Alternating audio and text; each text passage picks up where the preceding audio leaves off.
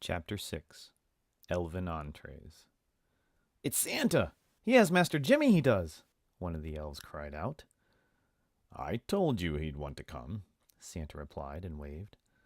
At the sight of the sleigh, all of the elves stopped what they were doing and ran to greet the team and passengers. Several cheers of "Hip, hip, hooray!" erupted from the gathering. Jimmy watched a small ocean of striped caps bob around the sleigh.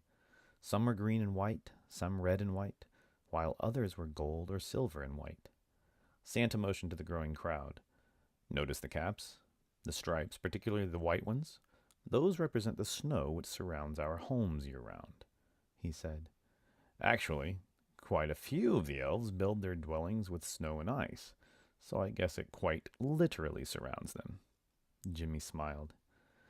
"Master Jimmy, it's Cricken, remember me?" one of the elves called out above the chattering below. Jimmy looked towards the voice and spotted a round, smiling face with green eyes blinking up at him. A small memory of the elf came charging back, and Jimmy recalled decorating presents with him several years before. The two had sat in his parents' living room and wrapped two presents for his parents while Santa ate another one of his mother's cookies. "Hello, Cricken," Jimmy called back and waved. "He remembers me!" the elf cheered, stumbled backwards in his enthusiasm, and vanished amongst the crowd. Santa stood when the sleigh came to a stop and raised his hands. "All right then, my friends. Let's all allow the young man some food and drink before we badger him too terribly much. It's a long flight, you know." Another cheer erupted from the crowd, and the elves dispersed at once to their stoves, tables, pots, pans, and baskets. "Music!" one of the elves cried out. As Jimmy and Santa climbed down from the sleigh, Tchaikovsky's Nutcracker Suite began to play from a source unseen. "Oh, they love this one," Santa said upon hearing the melody. "If I had to choose, I would say that this is my favorite by Master Tchaikovsky."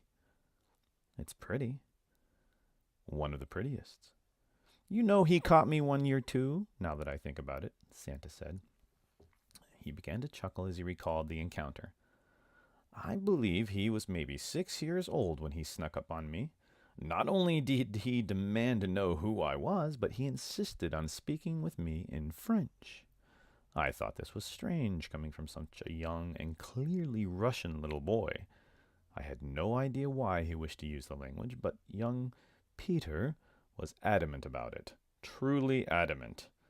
Not until now, all of these years later, when I listen to his compositions, do I understand why. Both the language and his music are such lovely, melodic sounds. I believe he was hearing the similarities in his mind even at such an early age." Santa finished his little tale and led Jimmy through the crowd, where they found a nice pair of comfy chairs by a giant bonfire. Each was a dark ruby red with gold embroidery, wooden legs, and matching fleece blanket. Jimmy plopped into his, covered his legs, and smiled as the chair began to warm him. "Did you bring all of this with you?" Jimmy asked, motioning to the various pieces of furniture and cooking appliances. "Oh no," Santa started, but was interrupted as a small red-haired elf handed him a steaming cup of peppermint cocoa. "Thank you, Burgundy," he said to the elf, and looked back to Jimmy. "No, the elves conjure all of this on their own. Never one to be far from a good fire and cooking supplies." Burgundy returned a moment later and handed Jimmy his own cup of cocoa. Jimmy thanked the elf and chuckled as Burgundy bowed and scampered back into the throng. The two sat there for a while, sipping their drinks and watching the magical flames. Cricken reappeared and placed a small round table between the two, bowed, smiled, and clapped his hands as he ran off to gather more items.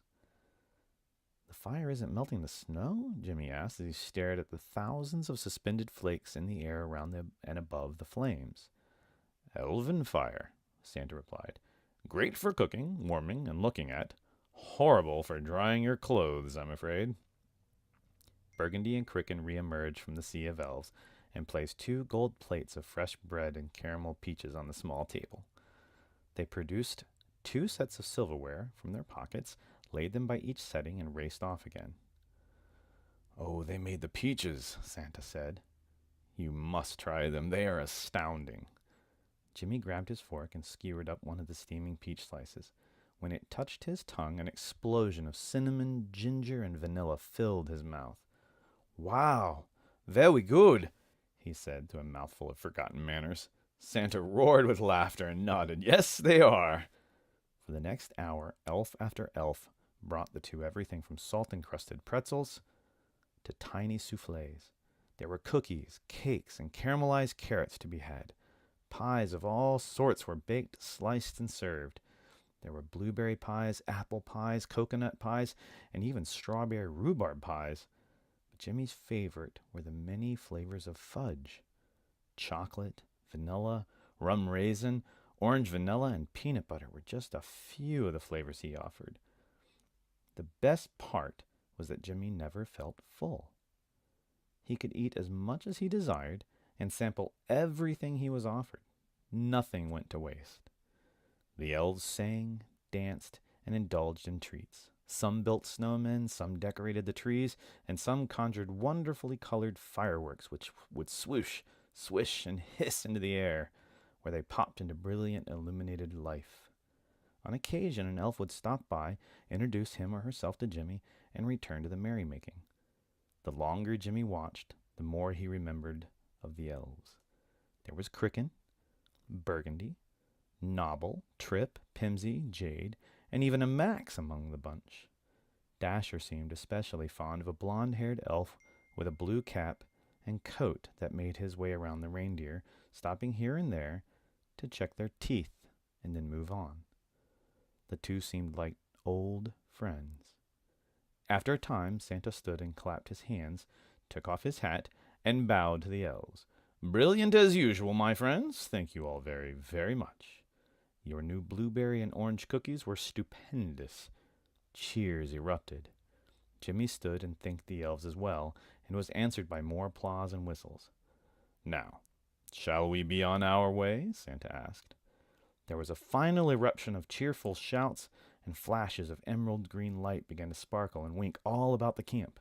The fire was squelched, each tiny stove vanished, and the woodland clearing soon looked as pristine as the new snow had intended it to be.